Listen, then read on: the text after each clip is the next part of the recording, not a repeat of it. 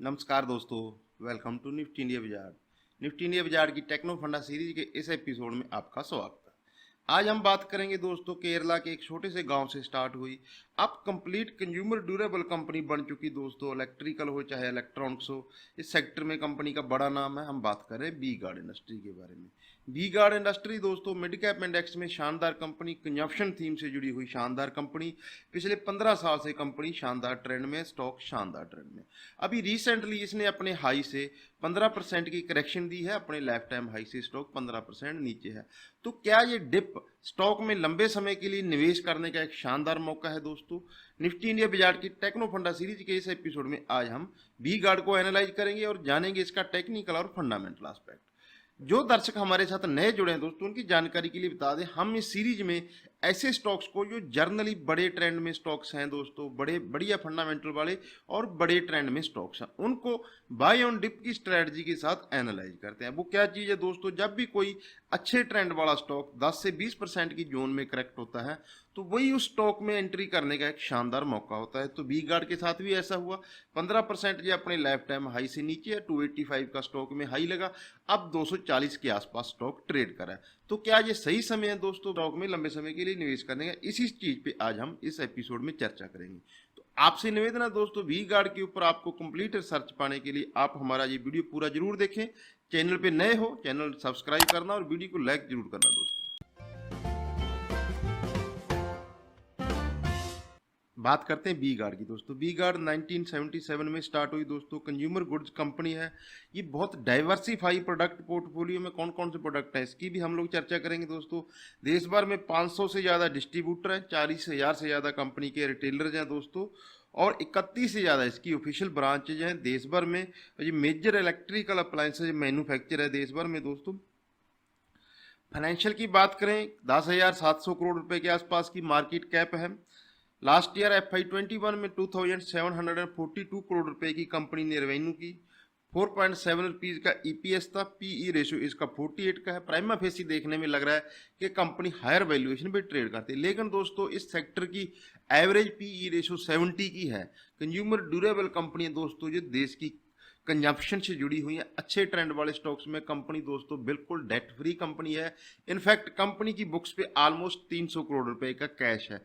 तो इन सब चीज़ों के बाद ये जो वैल्यूएशन है ये जस्टिफाई है स्टॉक के लिए। बुक वैल्यू इसकी 29 की है। FY21 की बात करें फाइनेंशियल की दोस्तों, तो इसने 2,742 करोड़ रुपीज़ का रेवेन्यू किया। 300 करोड़ रुपए का एप्टा था। 200 करोड़ रुपीज़ का प्रॉफिट था। नेट प्रॉफिट मार्जिन 7% था। EPS इसकी 4.7% थी। जैसा कि हम लोग सब जानते हैं, FY21 और जो फर्स्ट ये क्वार्टर बीता है FY22 का, इस दौरान कंपनियों के ज़्यादातर जो रिजल्ट रहे दोस्तों कोरोना वायरस की वजह से डिस्टॉर्टेड रहे हैं। तो इस दौरान अगर आप कंपनी को निवेश के लिए चुन रहे हो दोस्तों, निवेश के लिए एनालाइज करें, तो फाइनेंशियल की तरफ ज़्यादा ध्यान नहीं देना चाहिए दोस्तों। फाइनेंशियल रिजल्ट कंपनी को डिस्टॉर्टेड है, ये चीज़ हमें एज ए रिटेल निवेशक ध्यान में रखनी चाहिए। अब बात आती है प्रोडक्ट पोर्टफोलियो की। कंपनी के कौन से प्रोडक्ट पोर्टफोलियो, जैसा कि हमने इंट्रोडक्शन में कहा कि कंपनी बहुत डाइवर्सिफाई है। प्रोडक्ट पोर्टफोलियो इसका बहुत डाइवर्सिफाई है दोस्तों। वोल्टास स्टेबलाइजर जिसमें जो मार्केट लीडर है दोस्तों, यहीं से इसकी शुरुआत हुई और यही सेगमेंट कंपनी की पहचान है। इन्वर्टर UPS ये बनाती है, सोलर पावर बनाती है दोस्तों। सोलर वाटर हीटर इस सेगमेंट में भी दोस्तों कंपनी का साइजेबल मार्केट शेयर है। गीजर्स बनाती है, वायर्स एंड केबल्स बनाती है। फैन सेगमेंट में भी कंपनी ने एंट्री की है। डोमेस्टिक मोटर्स और इलेक्ट्रिकल मोटर्स दोनों ये इलेक्ट्रॉनिक्स पार्ट्स बनाती है। डोमेस्टिक स्विच गियर भी कंपनी बनाती है और कूलर सेगमेंट में भी कंपनी ने एंट्री की है। किस सेगमेंट से कितनी रेवेन्यू आती है दोस्तों? इलेक्ट्रॉनिक्स से 28% की रेवेन्यू, इलेक्ट्रिकल से 44% की रेवेन्यू और कंज्यूमर गुड्स से लोग दोस्तों 27% की कंपनी रेवेन्यू करती है। मार्केट शेयर, किस प्रोडक्ट का कितना मार्केट शेयर है, जैसा कि हमने चर्चा किया, वी गार्ड जो स्टेबलाइजर के नाम से जाना जाता है। हालांकि कंपनी ने अपने आप को डाइवर्सिफाई किया, अब ये एक प्रोडक्ट के ऊपर डिपेंडेंट नहीं है, फिर भी इसका जो स्टेबलाइजर है उसमें 45% का मार्केट शेयर है। बाकी सभी सेगमेंट में ये 5 से लेकर 10% तक मार्केट शेयर क्लॉक करती है, मार्केट शेयर होल्ड करती है। और सोलर वाटर हीटर है जो दोस्तों, उसमें भी इसका 15% का मार्केट स्टेक है, साइजेबल स्टेक है। अगर आप साउथ ईस्ट इंडिया से साउथ इंडिया से बिलोंग करते हो या साउथ इंडिया में आप कभी गए हो तो आपको वहां देखने को मिलेगा जी, हर जगह इसके water heater, solar water heater आपको वी गार्ड के लगे हुए मिलेंगे। हाल ही में कंपनी ने अपने जून क्वार्टर के रिजल्ट पेश की, जैसा कि हमने चर्चा किया कि हालांकि ये कोरोना वायरस की वजह से सही पिक्चर पता करना किसी भी कंपनी की मुश्किल है, फिर भी इसने 38% ईयर ऑन ईयर, अगर हम बात करें क्वार्टरली रिजल्ट्स की, तो 38% की इसने ईयर ऑन ईयर रेवेन्यू में ग्रोथ की, 500 करोड़ से ज़्यादा कंपनी ने इस क्वार्टर रेवेन्यू की। प्लांट्स की बात करें दोस्तों तो देश भर में कंपनी की प्लांट्स है, मैन्युफैक्चरिंग प्लांट है। ये केरला में स्टार्ट हुई, केरला स्थित ये सबसे बड़ी प्राइवेट कंपनी है दोस्तों, ये भी आप ध्यान रखें। बात करते हैं दोस्तों सेक्टर की, क्योंकि ये सेक्टर दोस्तों कंजम्पशन से जुड़ा हुआ है, हमारे देश की तरक्की से जुड़ा हुआ, देश ग्रो करेगा, कंजम्पशन सेक्टर ग्रो करेगा। और ज़्यादातर जो बड़े स्टॉक मार्केट के पंडित हैं, निवेशक हैं दोस्तों, वो अक्सर इस बात को आपको बोलते हुए मिल जाएंगे दोस्तों कि अगर आपको स्टॉक मार्केट में निवेश करना है, ज़्यादा आप प्रोफेशनल नहीं हो, तो आपको कंजम्पशन थीम के ऊपर फोकस करना चाहिए। ऐसे सेक्टर, ऐसे स्टॉक्स जो कंजम्पशन के साथ जुड़े हुए हैं उनके साथ बने रहना चाहिए, वो आपको फ्यूचर में बड़ा रिटर्न बना के देंगे। तो ये हमने इसका दोस्तों फंडामेंटल एस्पेक्ट चेक किया। अब चलते हैं दोस्तों टेक्निकल की तरफ। टेक्निकल में हम एक चीज आपको कहना चाहेंगे दोस्तों, अक्सर दोस्त हमारे जो फॉलोअर हैं, हमारी वीडियो जो देखते हैं, वो बताते हैं, कमेंट करते हैं, सर कोई ऐसे स्टॉक पे वीडियो बनाओ जो 50 रुपए से नीचे हो, 20 रुपए से नीचे हो। तो हम इस चीज को दोस्तों आपके साथ क्लियर करना चाहेंगे। तो दोस्तों कभी भी स्टॉक मार्केट में प्राइस मैटर नहीं करती है, उसके ऊपर रिटर्न कितने परसेंटेज है वो मैटर करता है।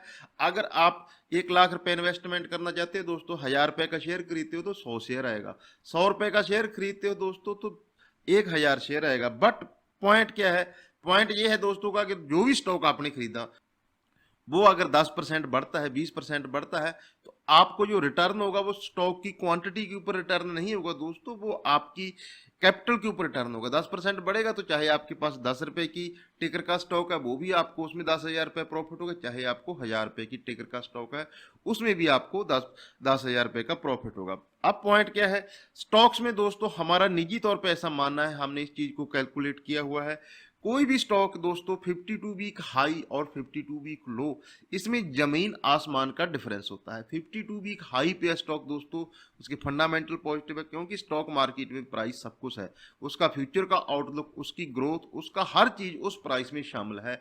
और अगर स्टॉक 52 वीक लो पे है तो उसका हर नेगेटिव उस स्टॉक में शामिल है। तो ये चीज आप ध्यान रखें, स्टॉक 52 वीक हाई पे किस रीजन से है और 52 वीक लो पे भी किसी रीजन की वजह से ही रहता है। अब हम लोग क्या कर सकते हैं, हमारा ऐसा मानना है दोस्तों, कोई भी स्टॉक 52 वीक हाई से जब तक 20% तक करेक्ट हुआ है तो वो उसमें करेक्शन मानी जाती है। कोई भी इंडेक्स हम लोग जर्नली मानते हैं कि इंडेक्स, जैसे इंडेक्स निफ्टी हुआ, बैंक निफ्टी हुआ, सेंसेक्स हुआ, अगर आपने लाइफ टाइम हाई से 10% नीचे तो करेक्शन फेस में है, 10% से नीचे चला गया तो वो बियर मार्केट में चला गया। स्टॉक्स के बारे में हमारा मानना है कि 20 से 25% की वो रेंज होती है, वो जोन होती है। अगर कोई भी स्टॉक लाइफ टाइम हाई से 20 से 25% जोन में नीचे है तो वो उसमें करेक्शन मानी जाती है। और buy on dip, sell on rise हम अक्सर मार्केट्स में सुनते हैं, तो ऐसे स्टॉक्स में दोस्तों वो इंप्लीमेंट करना चाहिए। ये नहीं है कि स्टॉक अपने लाइफ टाइम हाई से 90% नीचे है, वो बाई ऑन डिप नहीं है। बाई ऑन डिप परफेक्ट क्या होता है दोस्तों, अपने हाई से स्टॉक 20% तक मैक्सिमम करेक्ट है और उसका लाइफ टाइम हाई 6 महीने ज्यादा पुराना ना हो, मतलब अभी वो स्टॉक अप ट्रेंड में। ऐसे स्टॉक्स को डिप के लिए, डिप में इस्तेमाल करना चाहिए, जैसा कि बी गार्ड के मामले में, बी गार्ड में भी ऐसा हुआ, पिछले 2 महीने से स्टॉक करेक्शन फेस में है और हल्के हल्के जो अपने हाई से 15% नीचे आया है। तो क्या ये सही समय है दोस्तों? फंडामेंटल एस्पेक्ट तो हमने चेक कर लिया, अब हम चलते हैं इसके टेक्निकल चार्ट्स पे। टेक्निकल चार्ट्स पे दोस्तों अगर मंथली चार्ट्स की बात करें तो स्टॉक ने शानदार रिटर्न बना के दिए, शानदार ट्रेंड में है। लेकिन दोस्तों मंथली चार्ट्स पे एक पॉजिटिव चीज क्या है कि ये कंटिन्यूस एक राइजिंग ट्रेंड लाइन का सपोर्ट ले रहा है। वीकली चार्ट्स की बात करें तो वीकली चार्ट्स में दोस्तों, वीकली चार्ट्स भी पॉजिटिव है, एक बढ़िया राइजिंग चैनल में ट्रेड कर। राइजिंग चैनल को हमने कई बार एक्सप्लेन किया हुआ अपने वीडियो में दोस्तों। इसकी लोअर ट्रेंड लाइन पे स्टॉक जब भी आते हैं आपको 2-3 बेसिक इंडिकेटर इस्तेमाल करना आना चाहिए। हम अक्सर अपने वीडियो में बताते हैं, ये सीरीज हमारी उन दर्शकों के लिए जो स्टॉक मार्केट में निवेश करना पसंद करते हैं। निवेश करके दोस्तों आपको सिर्फ फंडामेंटल एस्पेक्ट समझना जरूरी नहीं है, इसका टेक्निकल एस्पेक्ट भी किसी भी स्टॉक का समझना उतना ही इंपॉर्टेंट होता है। 2 महीने पहले स्टॉक 280-285 की जोन में ट्रेड कर रहा था, वहां ये सबके रडार पे था। हमारा जो मीडिया, सोशल मीडिया, टीवी का स्ट्रक्चर ही यही है दोस्तों कि वो स्टॉक्स में लाइफ टाइम हाई, नई तेजी, नए हाई पे ही स्टॉक को एनालाइज और उसको रेकमेंड करते हैं। लेकिन दोस्तों स्टॉक मार्केट की टेंडेंसी, एक खासियत है, ये स्ट्रेट लाइन में नहीं चलती, इसमें हमेशा डिप आते हैं और बाई ऑन डिप की स्ट्रेटजी की बात करने वाले बहुत कम है। वैसे भी इन्वेस्टमेंट से जुड़ी टेक्निक्स की हमारे देश में कम चर्चा होती है, सबको ट्रेडिंग और ट्रेडिंग से जुड़ी हुई टेक्निक्स की बतानी है और सुनने वाले भी ज़्यादातर मेजोरिटी उसी सेगमेंट में है। तो अगर आप इन्वेस्टमेंट की बात करें दोस्तों, लाइफ टाइम हाई से 20% तक कोई भी स्टॉक करेक्ट है वो उसमें करेक्शन ही मानी जाती है। और ऐसे स्टॉक्स को किस प्रकार से बाई ऑन डिप की स्ट्रेटजी का इस्तेमाल करके हमें बाई करना है, यही हम लोग आपको बताने की कोशिश करते हैं। उसको कैसे आइडेंटिफाई किया जाता है, मंथली चार्ट्स में हमने देखा है कि ट्रेंड लाइन का सपोर्ट ले रहा है, वीकली चार्ट्स पे भी एक राइजिंग चैनल का सपोर्ट ले रहा है। अब आते हैं दोस्तों इसका एक इंटरेस्टिंग फैक्ट, वो है इसकी relative strength index RSI। RSI दोस्तों ओवरबॉट जोन में थी जब इसने 285 का हाई लगाया, कंसोलिडेट हुआ, कंसोलिडेशन होके RSI इसकी न्यूट्रल जोन में आ गई, 50 की जोन में आ गई। RSI को हम लोग 30, 50, 70 की जोन में मेजर करते हैं। 30 की जोन हमारे लिए ओवरसोल्ड है, 50 की जोन को RSI में न्यूट्रल माना जाता है, 70 की जोन को ओवरबॉट माना जाता है। अब स्टॉक को अगर आप RSI को ध्यान से एनालाइज करो, पिछले 10 साल का ट्रेंड देखो, तो 10 साल में जर्नली स्टॉक 40 to 60, ये 20 बेसिस पॉइंट की वो रेंज है। जब भी बी गार्ड इस जोन में आता है तो हमेशा इस जोन में स्टॉक में बाइंग आती है, जब जो कि अब इस जोन में जो स्टॉक ट्रेड कर रहा है। बट अगर लंबा ट्रेंड देखें तो पिछले 10 साल में 5 बार ऐसा हुआ जब स्टॉक एकदम एक्सट्रीम ओवरसोल्ड जोन में चला गया, 30 की जोन में चला गया। लेकिन दोस्तों इंटरेस्टिंग चीज क्या है, डाटा को एनालाइज करने से ही डाटा पकड़ में आता है। ये 5 बार स्टॉक तब करेक्ट हुआ जब मार्केट करेक्ट हुई, चाहे वो कोरोना वायरस की वजह से हो, चाहे वो 2018 में जनरल इलेक्शन से पहले की मार्केट करेक्शन हो, चाहे वो नोटबंदी की वजह से हो। पिछले 10 साल में जो भी बड़े इवेंट हुए, नेगेटिव इवेंट हुए मार्केट के लिए, मार्केट करेक्ट हुई, तभी ये करेक्ट होता है, ओवरसोल्ड जोन में जाता है। नहीं तो हमेशा इसमें 40 to 60 की वो जोन है जहां पे अक्सर वी गार्ड में बाइंग आती है। तो ये हमारे वी गार्ड के ऊपर दोस्तों कंप्लीट एनालिसिस थे। हमने वी गार्ड को फंडामेंटल एस्पेक्ट चेक किया और हमने वी गार्ड का टेक्निकल एस्पेक्ट भी चेक किया। फंडामेंटल एस्पेक्ट हमें जरूर चेक करना चाहिए दोस्तों जब हम लोग निवेश की बात करते हैं, बट साथ ही हमें प्राइस एनालिसिस भी आने चाहिए, प्राइस को एनालाइज करना सीखना चाहिए। कभी भी लाइफ टाइम हाई पे अगर आप निवेश करते हो, ट्रेडर के लिए तो हमने कभी ये रेकमेंड नहीं किया, हम हमेशा डिस्क्लेमर देते हैं, ट्रेडर हो वीडियो स्किप कर दो, आपके लिए ये वीडियो नहीं है।